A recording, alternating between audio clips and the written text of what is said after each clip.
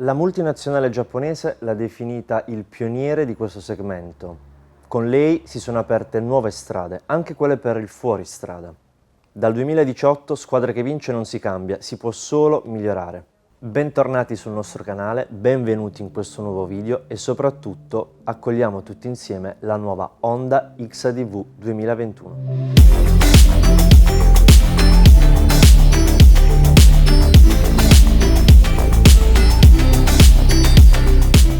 Partiamo insieme da questo frontale molto più profilato. Ovviamente notiamo subito i DRL del gruppo ottico anteriore totalmente rivisto, delle forme molto più squadrate, una linea molto più tagliente nella parte anteriore. Basti notare che hanno dato possibilità di cambiare tutta l'estetica della nostra Honda. Qui nella parte più alta invece troviamo un pratico parabrezza risagomato. Attraverso questa manopola, molto facile da azionare, riusciamo ad avere ben 5 livelli di regolazione. Manualmente ci sarà quindi possibile, durante anche l'utilizzo o fermi al semaforo, la possibilità di poterlo regolare senza alcun tipo di problema o accessorio esterno. La parte laterale, in questo caso, ha possibilità di essere più ergonomica, sicuramente rimodellata. Beh, certo, i volumi, come potete vedere, e gli ingombri sono rimasti i medesimi. Sicuramente questi scudi laterali molto belli, satinati, riescono a sfiancare ed alleggerire la linea di questo mezzo. Sella, capitolo quindi comodità e praticità. È stata risagomata, è stata quindi ripensata per una migliore ergonomia, una spugna molto morbida e grazie a un cavallo molto più stretto renderà sicuramente l'utilizzo della nostra Honda XADV più pratico e confortevole. Bene, adesso andiamo insieme a vedere la zona strumenti. Una grafica molto scenografica, molto bella, data da questo TFT da 5 pollici. Analizziamola adesso insieme. Zona alta indichiamo e abbiamo l'informazione dell'orario. In alto a destra la temperatura esterna rilevata dal nostro sensore. Zona centrale ripartita in 3 macro aree. Sulla sinistra il contagiri.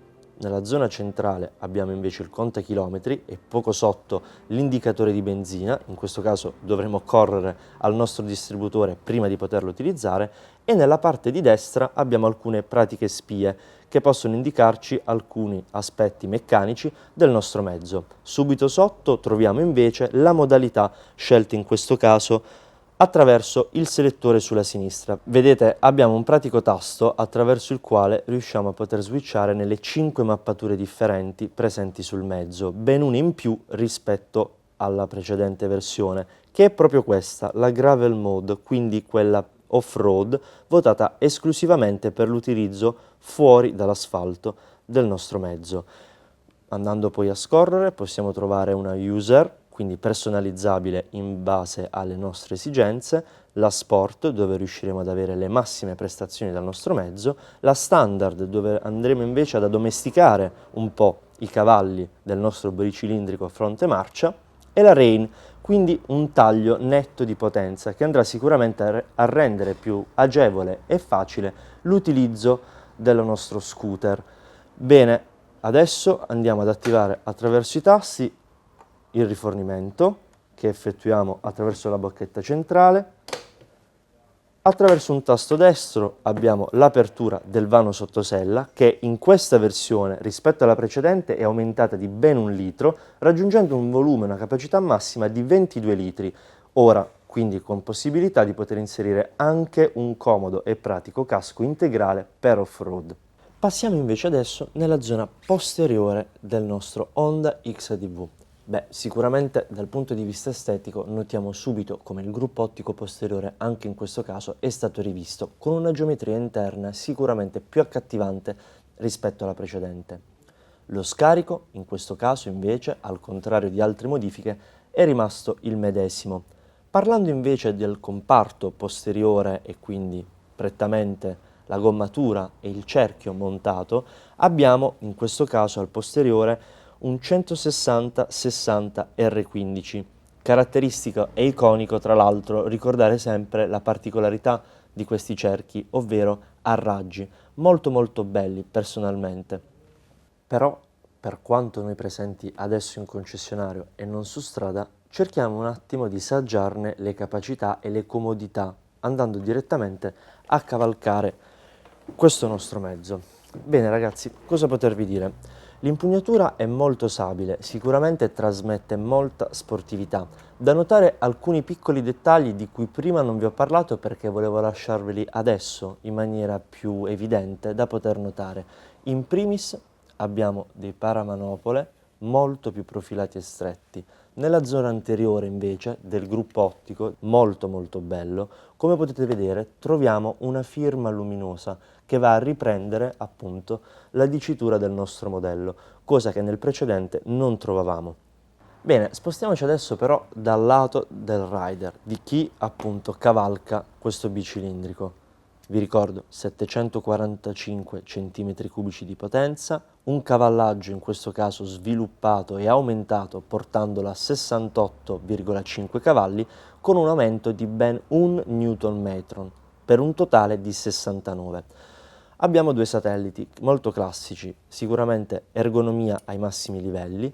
Troviamo nella zona di sinistra appunto classici quali indicatore di svolta, la possibilità di poter anche azionare le 4 frecce e sempre su questo cilindretto la possibilità attraverso l'utilizzo appunto dell'altro dove andremo a selezionare le tipologie e il funzionamento del nostro cambio automatico neutral, drive e retro o manuale, in questo caso manuale azionabile attraverso questi due pulsanti positivo e negativo che andranno appunto ad aumentare o a scalare la marcia inserita.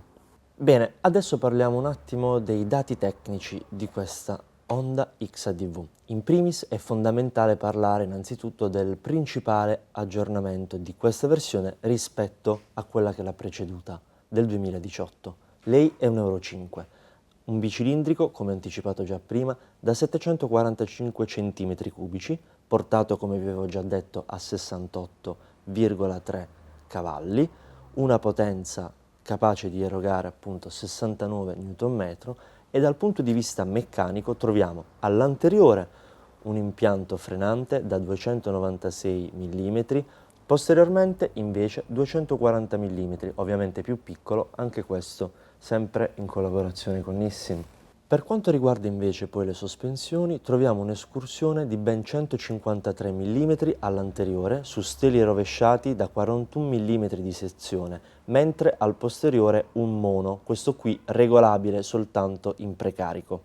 In ultimo, ma non ultimo per importanza, il capitolo consumi. Honda dichiara un'autonomia pensate di ben 360 km, quindi per un consumo di circa 27,8 km al litro, con una capacità del serbatoio, in questo caso maggiorata rispetto al modello precedente, di 13,2 litri.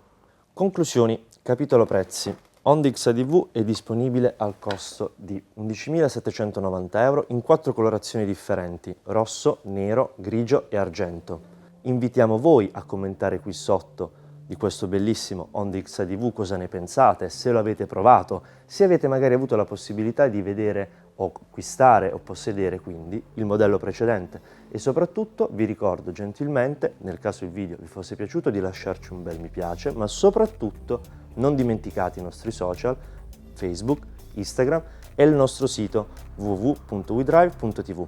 Alla prossima!